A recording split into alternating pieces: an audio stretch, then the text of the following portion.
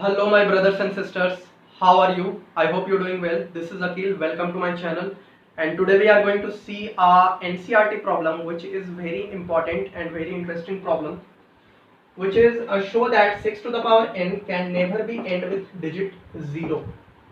What does this mean? This means that if we put any value of n here, the last digit of that number will never be 0. Okay, it will be any number but it can't be 0. Alright, so how can we prove this? First of all, we have to see some concepts which are very important regarding this topic.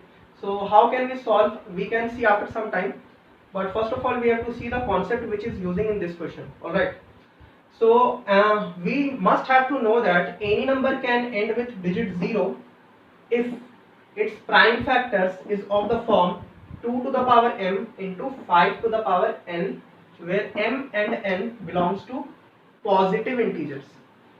What does it mean? Any number whose last digit is 0, it must have prime factors of 2 to the power m into 5 to the power n.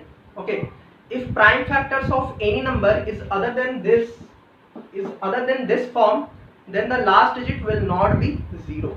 It may be anything, it may be any number but not be 0.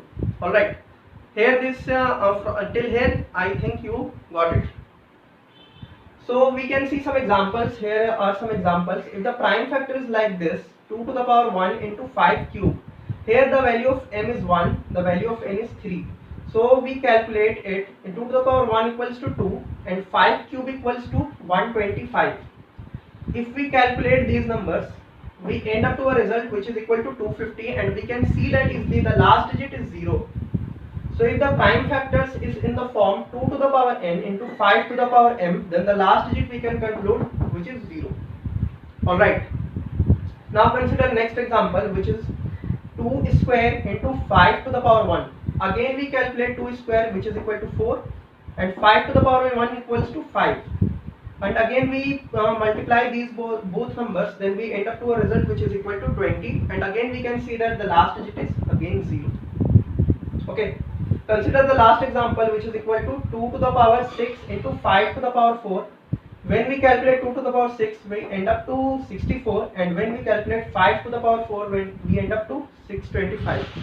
And again we multiply these both numbers, we get 40,000, of which has last digit 0. Okay, so what we conclude from these examples, when we calculate the prime factors of 40,000, we have 2 to the power 6 into 5 to the power 4, and this is in the form of this 2 to the power 5 into 2 to the power m into 5 to the power n, where value of m equals to 6 and value of n equals to 4. Okay, so I hope you got it in short. If any number is in this form, then the last digit must be 0. We have already seen from some examples also. So now come to the solution. How can we solve this question? First of all, what you have to do, you just have to write like this. As we know, any number ends up with digit 0 has prime factors of 2 to the power 4, 2 to the power m into 5 to the power n, where m and n are positive integers. It means positive numbers.